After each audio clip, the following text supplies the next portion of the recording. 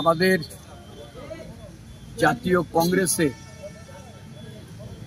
অবিসংবাদিত নেতা, ভারতবর্ষে প্রয়াত প্রধানমন্ত্রী, ভারতরত্ন রাজীব গান্ধী আজকে 81তম জন্মতিথি। এই দিনটি সারা দেশে জাতীয় কংগ্রেসের পক্ষ থেকে সদ্ভাবনা দিবস রূপে পালিত হচ্ছে। ত্রিপুরা প্রদেশ কংগ্রেসের পক্ষ থেকে এই দিনটি পালনের লক্ষ্যে আমাদের প্রদেশ, জেলা এবং ব্লক স্তরে রাজীব গান্ধী প্রতি পূর্ণ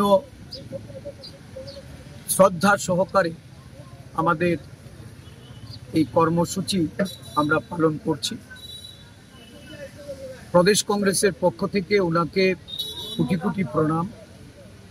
একবিংশ শতাব্দী একজন প্রধানমন্ত্রী হিসাবে যে স্বপ্ন ভারতবর্ষকে নিয়ে উনি দেখেছিলেন, এই স্বপ্নের ভারত গড়ার উনি একজন বড় কাণ্ডারি ছিলেন।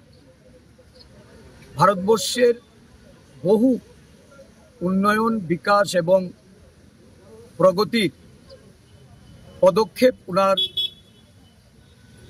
স্বল্পকালীন প্রধানমন্ত্রীত্বে গ্রহণ করা হয়েছিল।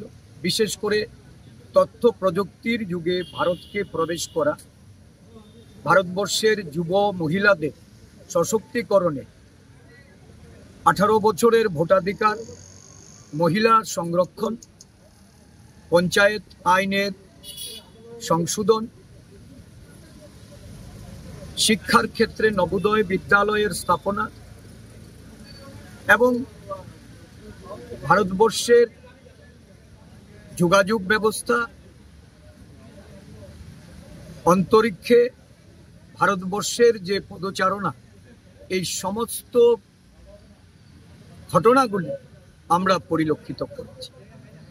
রাজীব গান্ধী উনি ছিলেন শান্তি, সম্প্রীতি এবং সংহতির একজন বড় অনুপ্রেরণাদায়ী নেতা। আজকের দিনে এই রাজীবজিকে আমরা মনে করে ভারতবর্ষের যে বর্তমান শান্তি, সম্প্রীতি এবং সংহতির যে একটা বড় অন্তরায় তৈরি হয়েছে, একটা প্রতিকূল পরিস্থিতি তৈরি হয়েছে, সারা দেশ জুড়ে যে আজকে বিভেদ এবং বিচ্ছিন্নতাবাদের রাজনীতি শুরু হয়েছে, যে বিচ্ছিন্নতাবাদের বলি হয়ে রাজীব গান্ধীকে মৃত্যুবরণ করতে হয়েছিল, যিনি আপোষ করেননি, আপোষহীন লড়াইয়ের একজন বড় সৈনিক হিসাবে আমরা ওনাকে, এই দেশের মানুষ আজকে ওনার এই জন্মদিনে আমরা শ্রদ্ধা নিবেদন করছি। কোটি কোটি প্রণাম ওনাকে। ওনার প্রাসঙ্গিকতা